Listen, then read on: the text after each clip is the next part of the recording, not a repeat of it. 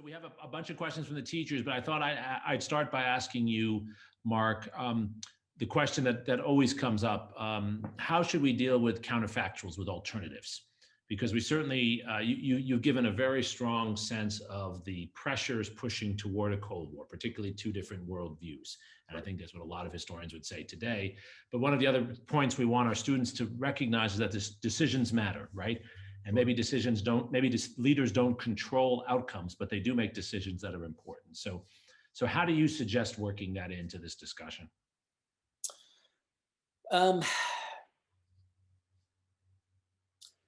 You know, it's a great question, and I think that the best way to accomplish that objective in writing about this period, but it's probably not a bad strategy for the classroom as well, is to try to get our students into the heads of the individuals who sat at the pinnacle of power in these important years of decision, and to explore why they saw the world the way they did, why they made the decisions that they made, what pressures they experienced. And to come to your question about counterfactuals, to ask the question, what happens if you had a different set of individuals in those same roles? To bring it a little closer to historical reality, what would have happened if Franklin Roosevelt had lived beyond April 12th of 1945? But generally put a different set of leaders in those positions, and do you get different outcomes? It's a really fascinating way, I think, to grapple with the question of deep interest to social scientists sort of across the board of, to what extent do individuals have agency? And I think, in the kind of history, Jeremy, that you and I practice, it's easy to see at many, many important points that individuals really matter a great deal. But, I think it's the best strategy is to try to get inside the head of a Churchill or an FDR or even a Stalin, right, whose worldview may be quite remote, but still, I think the effort can be rewarded. Fantastic. I've long thought, Mark, that one of the gifts of our most recent president, the one who's no longer president, was that he reminded us all that the person who's president actually does matter. Exactly. Right. That there is, because we can often fall into this mode of saying, well, it doesn't really matter. On a lot of these issues, they would do the same thing. And perhaps he reminded us, whether you like him or don't like him, that he reminded us the person in that role really does matter. Cameron Gibson, one of the teachers, just wanted to follow up on the FDR point. So I want to make sure we get that in. Had FDR lived through his fourth presidential term, would his responses to the Soviet Union have been similar or different, do you think? This is a lot of historians have written about this. What's your take on this, Mark? Well,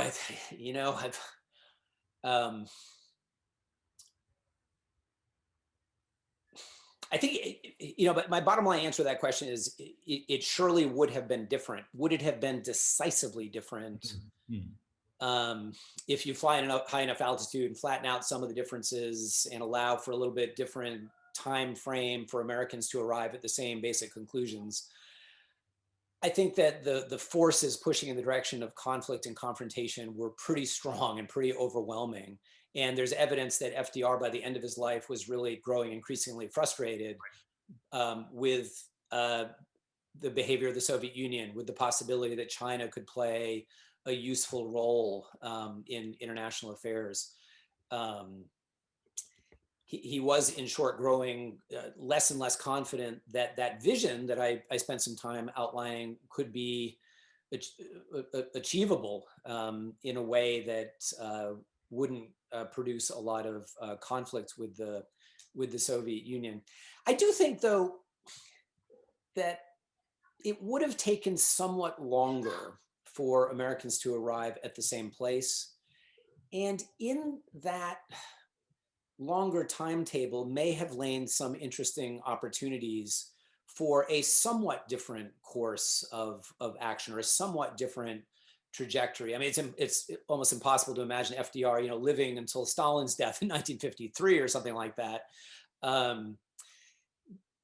But it's conceivable that you get less anti-communism if you have FDR in the White House, less domestic anti-communism in a way that leaves more options open for Americans to engage with the Soviets in a somewhat more cooperative way.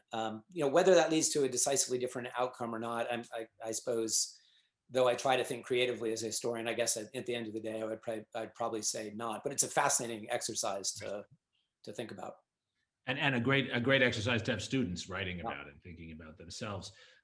So a number of teachers are putting new questions in the chat. I want to encourage all of our teachers to do that. We have plenty of time for questions. Mark, I thought I'd throw one more in, just because it's one that comes up a lot, and I know you have important thoughts on this. How do we explain to students the relationship between the United States and Great Britain? On one hand, it's a clear partnership in many respects. The British are part of the Manhattan Project. But on the other hand, as you've written about more than almost anyone else, the United States has a lot of skepticism. Roosevelt had a lot of skepticism about the British Empire, and there's a real difference there. And so, how do you bring that into the story? Yeah, really, really interesting.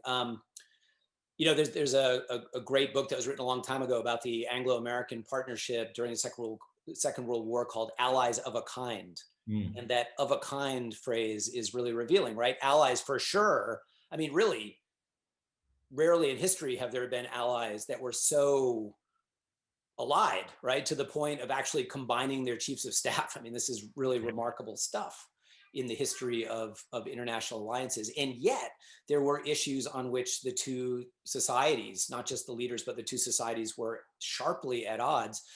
Certainly none more so than the future of colonialism, and especially British colonialism.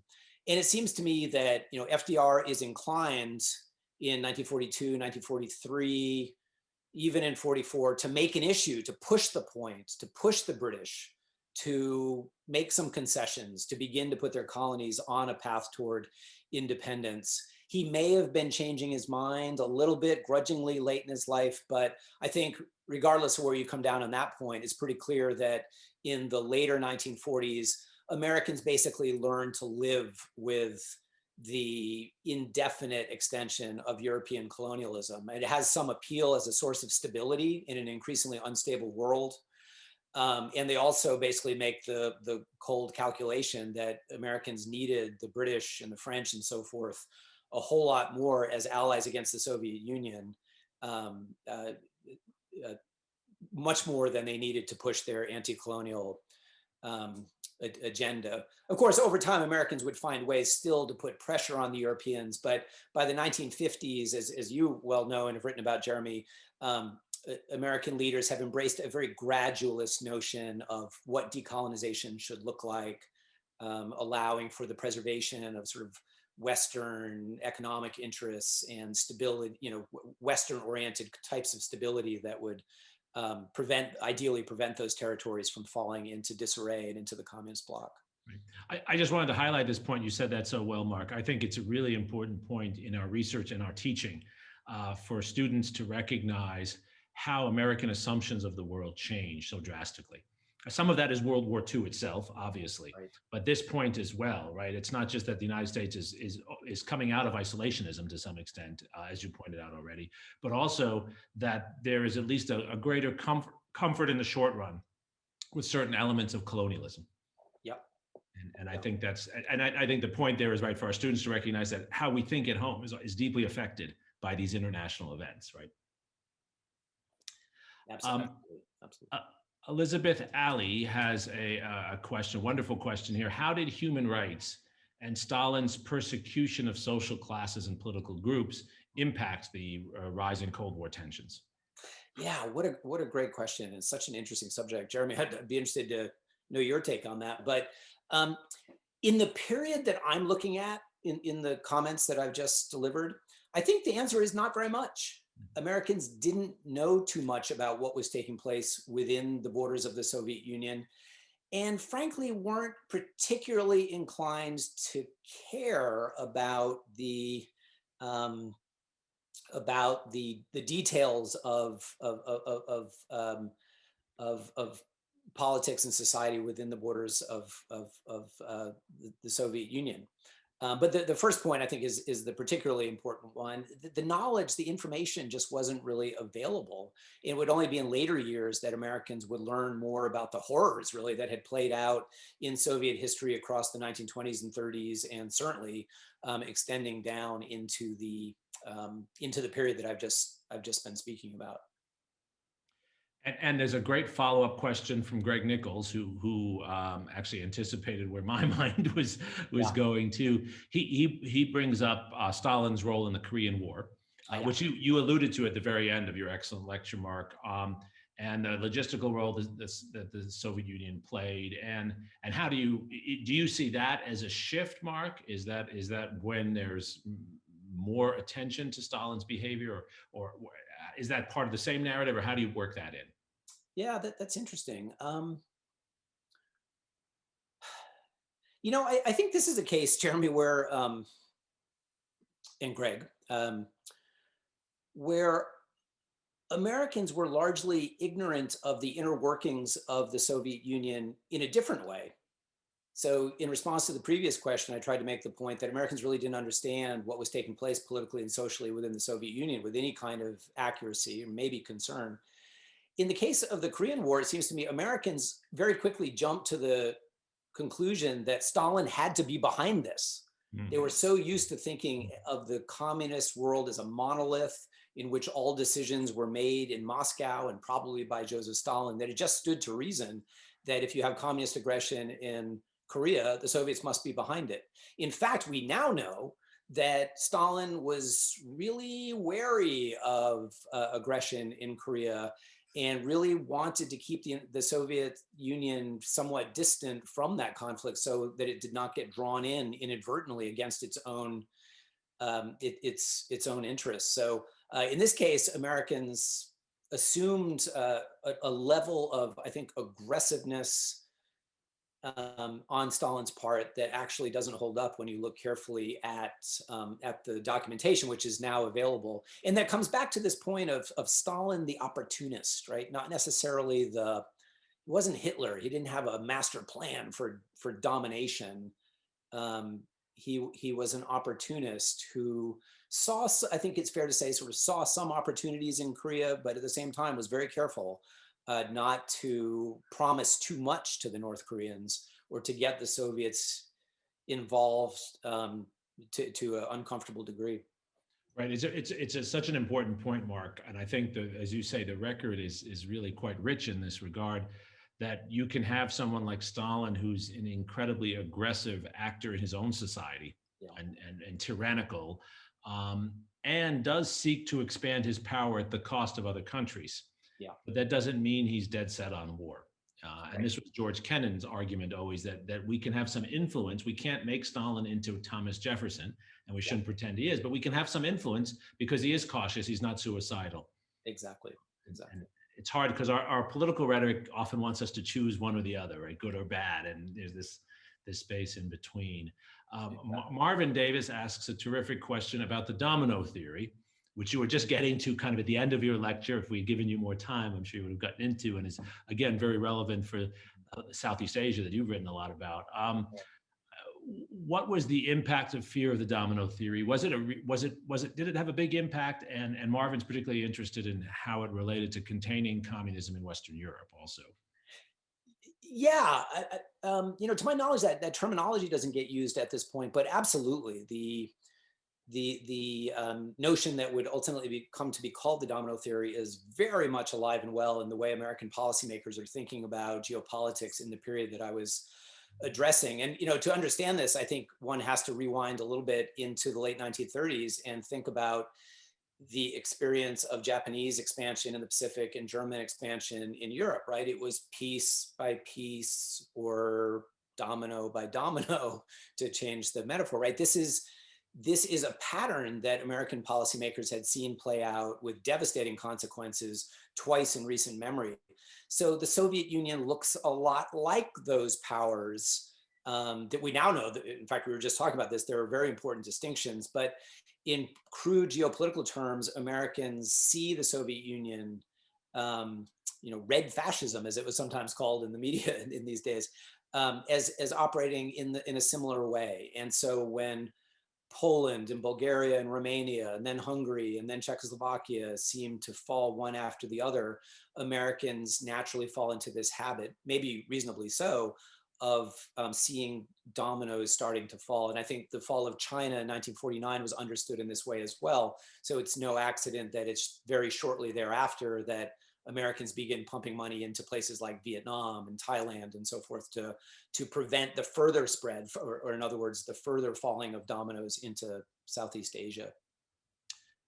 And well, actually, just as one point of fact for the teachers, I think Eisenhower is the first to use that phrase as such, the domino theory phrase. But that kind of thinking had, of course, preceded that. I see Murphy's here. I want to get in one last question, Murphy, if I might. Dean Rogers has asked, how significant were the economic policy differences in the two occupied zones of Germany? Initially 4 occupied zones, when they become 2, obviously West and East. And how did those differences contribute to distrust in the early Cold War? I think that latter part of the question is most crucial. Yeah, a terrific question. And I would say very, very significant. This is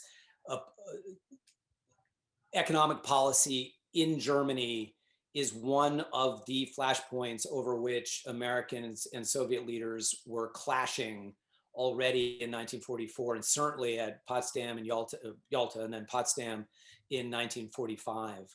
And the policies that were implemented were sharply contrasting. The Soviets operated broadly on the idea that the industrial equipment of East Germany was fair game. It could reasonably be extracted from Germany and taken into the Soviet Union. The idea of reparations was certainly part of the way the Soviets looked at Germany, whereas Americans, in combination with the British and French, particularly the British in this regard, saw Germany as a place that really needed to be rebuilt and needed to achieve economic recovery, hopefully not in a way that would restore its military and geopolitical capabilities, but needed to be bolstered as a functional society. And then, of course, as the Cold War gathers steam, Americans go even further with that judgment and believe that Germany needs to be bolstered so as to protect it from the from communist expansion, which was assumed to flourish best in places of economic upheaval and uncertainty. Excellent, excellent. So it's a classic case of where a region has a deep effect on global dynamics. And I think you outlined that really well. Yeah. Murphy, we're going to turn it over to you now. Thank you, Mark. That was superb. Thanks, Jeremy.